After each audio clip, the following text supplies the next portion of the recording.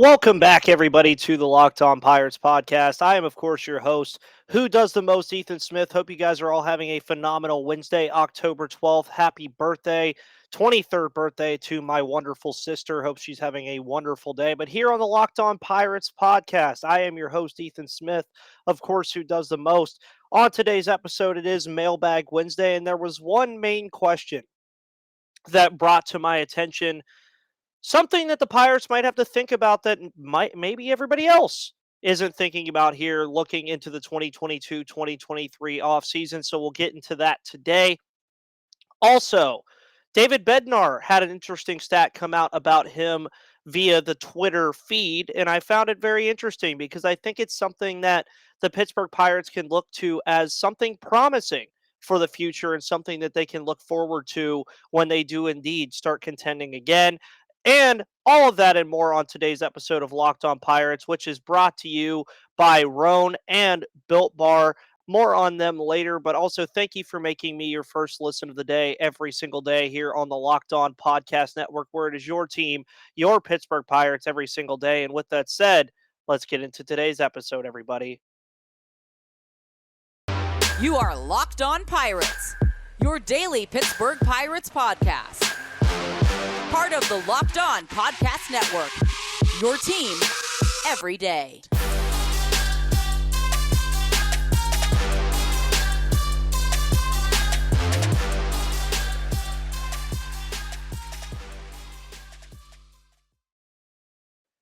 And welcome back to that Pirates podcast, everyone. Again, I hope you're all having a phenomenal Wednesday, as I am. It has been a very good weather week down here in Savannah. There might be some rain coming, but I am enjoying the 60s and the weather that is happening here. As I told you guys yesterday, the Steelers banner is currently in the Steelers bar, so the old Pirates logo shirt gets thrown up there in the meantime. Also, go Dogs, of course. You guys know that I am a Georgia fan, kind of a little bit off of what I normally do from my fandom. But on today's episode, it's Mailbag Wednesday, as it is every Wednesday here on the Locked On Pirates podcast. And I received one question this week. I know I asked yesterday, and some people, might have not been very big on questions about the Pittsburgh Pirates with the MLB postseason currently going on. But Pitt Panther, a guy who drops a question every single week, I get to his questions every single week. He's an avid listener of the podcast as well.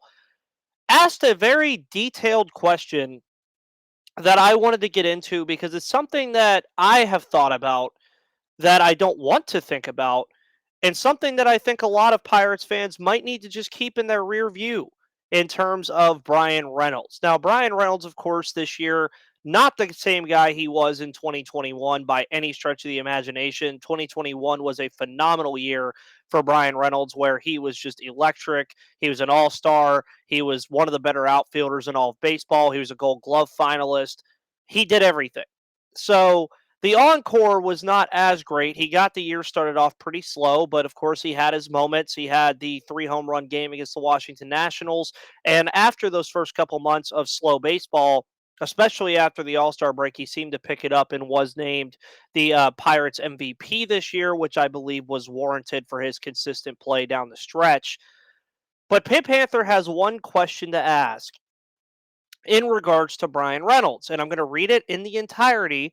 And I'm going to probably reiterate some of it so that you understand where he is coming from. And then when I answer, you understand where I'm answering the question from. If the Pirates cannot agree to an extension with Reynolds this offseason, wouldn't they be dumb not to trade him? It looks like 2023 will again not be great. And then they only have him under control until 2025. So he would need to be traded in 2024 unless they intend to let him walk for nothing after 2025, which would also be extremely dumb. Just feels like if you know he's leaving, you might as well maximize the return and trade him now rather than waiting until 2024. And I should say, I'd understand keeping him around for 2023 if the intention is to make a World Series push. But that does not appear to be the case. So it seems like keeping him around would do nothing other than reduce his trade value in 2024. So I got into this around the trade deadline of last year, which a lot of you guys probably don't remember because that's so long ago. Around the 2021 trade deadline, Bryan Reynolds' trade value, if the Pirates were going to trade him, was as high as it was going to be. Now, earlier this year, there was the extension talks that occurred and nothing was agreed upon. They did, however, sign out his arbitration years, which is where the control under 2025 part comes in because he played through this year and then this upcoming year and next year would have been his arbitration years, but the Pirates bought those out on that, I believe, 2 year, $14 million deal that he signed near the beginning of the season.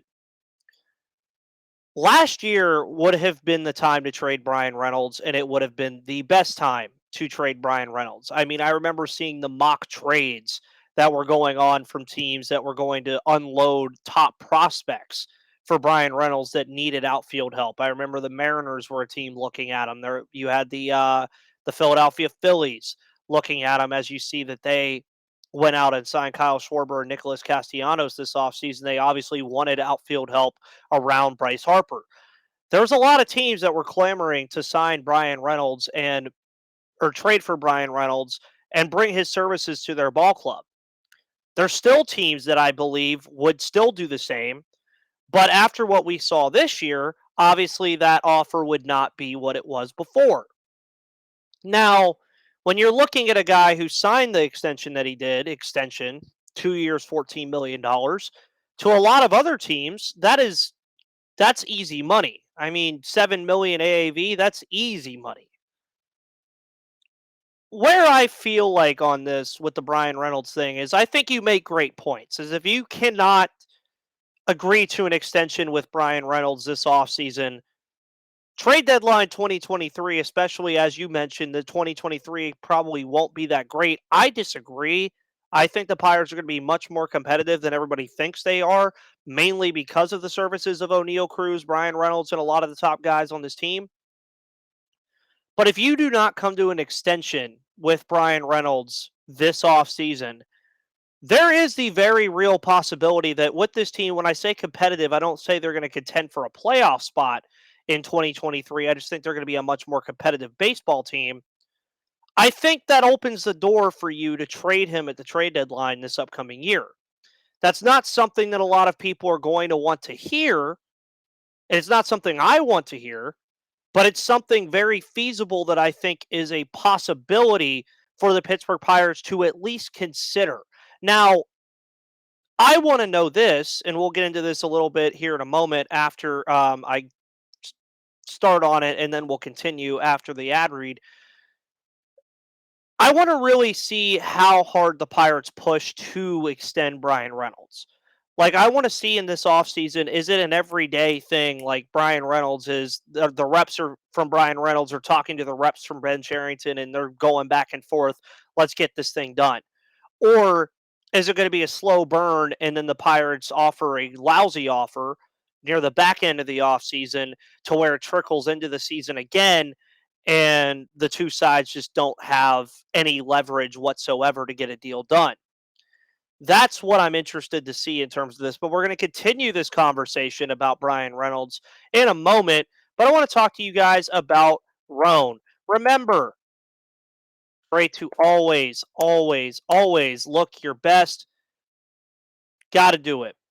This dress shirt by Roan was due for a radical reinvention, and Roan stepped up to the challenge. Roan's commuter shirt is the most comfortable, breathable, and flexible shirt known to man, and here's why. Mobility is everything. Roan's comfortable four-way stretch fabric provides breathability and flexibility that leaves you free to enjoy what life throws your way, from your commute to work to your 18 holes of golf. Looking good is easy. It's time to feel confident with a wrinkle-free shirt without the hassle. With Roan's wrinkle release technology, wrinkles disappear as you stretch and wear the shirt. It's that easy. Odor-free tech with Gold Fusion anti-odor technology. You'll be smelling fresh and clean all day long. And on top of that, Roan is 100% machine washable, so you can ditch the dry cleaner altogether. I have actually owned a shirt from Roan. I wore it to a job interview one time, and it was really, really comfortable. It was 93 degrees that day in Savannah, and the sweat, I couldn't even feel it. It wasn't even like it was there. And it was awesome because I wore that shirt to go out with friends. I wore it on business trips. I wore it to my Kappa Sigma fraternity um, conclave event in Nashville last year. It's a very, very awesome shirt. The commuter shirt can get you through any workday and straight into whatever comes next. Head to roan.com/locked on and use promo code locked on to save 20% off your entire order. That's 20% off your entire order when you head to Roan. RHONE.com/locked on and use locked on. It's time to find your corner office comfort and upgrade your closet with Roan and use locked on to save 20% at roan.com/locked on. By the way, I'm not wearing Roan on these podcasts because, I get to do these from home, so I don't have to be all suave and everything. But Roan, great t shirt or great dress shirts. Definitely wear them. They're phenomenal. I enjoy them a lot. Going back to the Bryan Reynolds thing, I really do think that Bryan Reynolds will be here for quite a while. And you brought up the idea of him being here under team control until 2025 and getting nothing for him. Well, here's the thing about Bryan Reynolds is, albeit he's had his struggles in Pittsburgh, but he's had way, way, um way more positives. Sorry, I couldn't think of the word. He's already 27 years old. He's going to be 28 going into next year. So by the time that we get to 2025, he will be 30 years old already. 30 is not excessively old.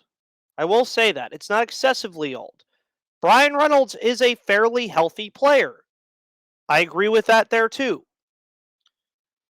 Do the Pirates at that point, depending on where they are, want to extend a 30-something-year-old outfielder? You've seen it happen a lot with teams where they hold on to a guy for too long.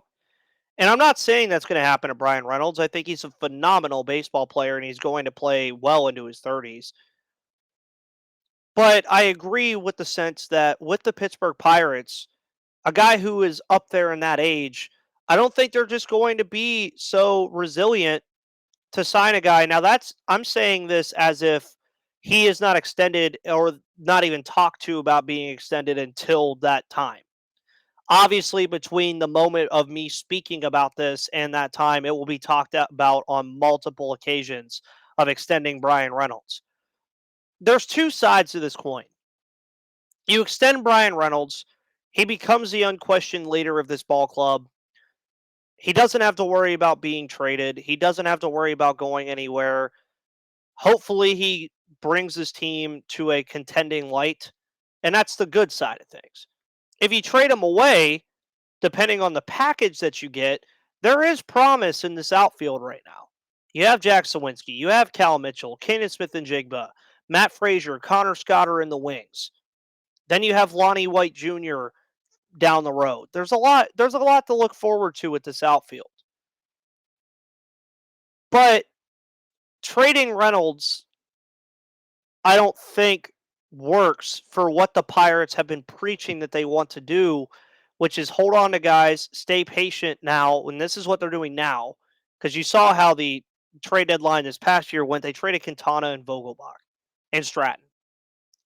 Guys that were not going to be on this team for very long. Now, I did talk about Quintana returning on Monday. I think that's a possibility. But Vogelbach and Stratton were not going to be on this team for very long. Reynolds is the type of guy that could play his entire career in Pittsburgh. Rightfully so. And if you treat it that way, you have to get an extension done.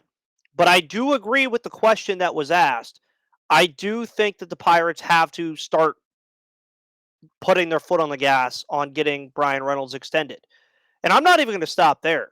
They need to do it with a lot of guys. They did it with Brian Hayes last year. They got him locked up for 8 years, $70 million. I would like to see the same thing with O'Neal Cruz, Bryan Reynolds, Rodolfo Castro. David Bednar, Mitch Keller, and Roansy Contreras. The pillars of your team. Let's do the Atlanta Braves model.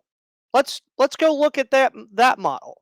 Sign these guys and have them under control until 2027, 2028. Don't let them go anywhere because you have some real players on this team. You do. But I do think if you were talking about extensions, you have to start with Bryan Reynolds. You have to.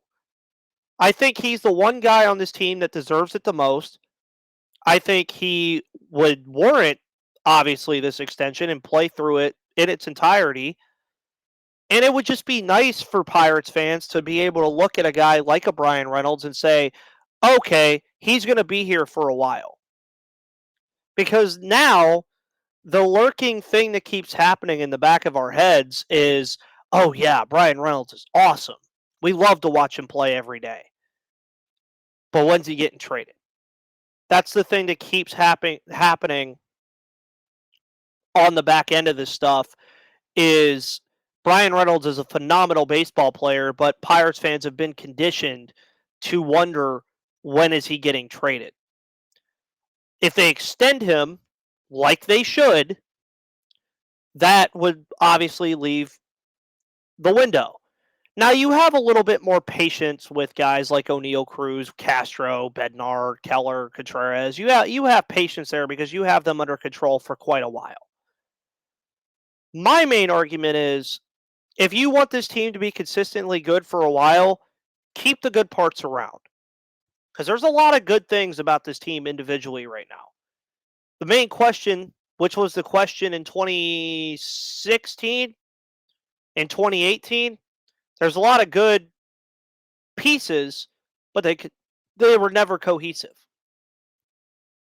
So that's the question you have to ask yourself as a Pirates fan. Would you rather have these guys under team control and then see them leave or get traded, or keep them and see if they can become a cohesive unit and a winning unit? I think I already know your answer.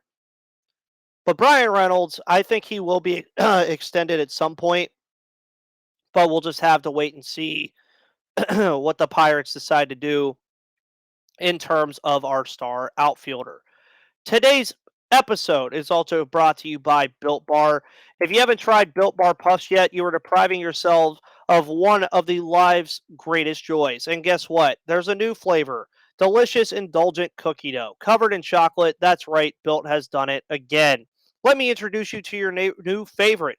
Cookie dough chunk puffs have a light and chewy texture, real cookie dough chunks, and of course, they're covered in 100% real chocolate. All the joys of eating cookie dough without the hassle of making it, plus it's healthy for you. Cookie dough chunk puffs are only 160 calories, and they have a whopping 15 grams of protein in them. Run to built.com to snag a box for you and your family. It will be the perfect treat. Or you could find a really good hiding place and just hoard them for yourself. Like all Built Bars, the new cookie dough chunk puff is covered in 100% real chocolate. That means they're healthy and tasty. Chocolate covered cookie dough with a light, fluffy texture. So good. What's great about Built is that all of their bars are made with collagen protein, which your body absorbs more efficiently and provides tons of health benefits. Eat something that tastes good and is good for you. You're going to love the new cookie dough chunk puff. Whether you need a snack for your workout, a late night treat, or you just need to grab a quick bite, Built is the perfect protein bar and they taste better than a candy bar. Ditch the calories, fat, and sugar. Grab yourself a Built bar today and go to built.com. Use the promo code LOCKEDON15 and get 15% off of your order when you use promo code LOCKEDON15. So while I was scrolling through Twitter the other day, um, I did see a stat that was quite misleading, but a stat that still piqued my interest about David Bednar. Mike Persak, wonderful guy. Love the dude. His work is phenomenal. Make sure you check him out. One of the better Pirates beat writers you'll ever find. Here's a stat for you. The Pirates were 31-14 this season when David Bednar appeared in a game. I replied and said it's almost like he's good or something. Buck and Over, of course, said what I also thought at the same time, is it is a misleading stat. If Bednar is coming in, the Pirates probably have the lead. He is a good reliever, though. Now, looking through other parts of this, Mike did also reiterate that he also pitched 7 times this season when the Pirates were trailing, so I guess that settles that. Tune in next time for extremely simple mysteries that have obvious solutions with Mike Persak. Um, Now, the reason that I like that stat so much is that means one, he appeared likely for if you take the 7 times, 42 times when the Pirates were winning and won 34 of those times. I like that. Now, most of the time with a bad baseball team, you're going to be like, why does this team need a closer? You saw it with the Orioles. They trade Jorge Lopez. Still wish they would have kept on to him because I was loving the Orioles. But what that gives me promise for is if Bednar sticks around, which I definitely think he will, you get into this conversation where the Pirates already have one of the harder things that it's to find in a rebuilding team, which is a dominant shutdown closer. How does this help the Pirates, you ask? Well, when they start winning games again, in those closer games that I mentioned to you where they were losing a lot of close games this year, David Bednar was not healthy. If he stays healthy and the Pirates become a competitive baseball team, yeah, he's going to help a lot. And I like David Bednar a lot. He's one of the guys that I mentioned earlier that I think should be extended further by the Pittsburgh Pirates. I think he's one of those guys that needs to be a part of this team for a while. Of course, being from Pittsburgh or being from the area helps out a lot. I just think that stat, albeit misleading, was also very good to realize that the Pirates already have something that a lot of rebuilding teams look for and have to end up trading for when the Pirates already have it in house. That's all I wanted to say about David Bednar. Uh, Today, by the way, if we're wondering, the National League playoffs continue with the National League Division Series. The Braves will look to bounce back after losing to the Phillies at 4:35 in Atlanta. The Dodgers handled the Padres last night, so they will look to go up a 2-0 series lead. And then it's very interesting because yesterday the Astros had a crazy comeback that was awesome. Garrett Cole, former Pittsburgh Pirate, of course, has a phenomenal start against the Cleveland Guardians at a 4-1 win for the Yankees, and those resume on Thursday. The playoffs are fun, but it would be more fun with the Pittsburgh Pirates being in it. There are some former Pirates to still watch: Tyler Anderson, Garrett Cole, Enyel De Los Santos, Adam Frazier. There's a lot of former Pirates to keep a look at. Clay Holmes, definitely some guys still there. Joe Musgrove. I'm thinking of all of them off the top of my head. But very fun stuff with the playoffs around. But we're still here talking about the Pittsburgh Pirates. On tomorrow's episode, we're going to be talking about the importance of the Pittsburgh Pirates shoring up the first place or the first base position for 2023 with options they might already have in the system, as well as options that will be available in free agency and possibly via trade. With that said, guys, my name is Ethan Smith of the Locked On Pirates podcast. You can follow me on Twitter at MVP_Ethan or at Locked On Pirates. With that said, guys, thank you so much. Have a wonderful rest of your Wednesday, and I will see you guys on the flip side.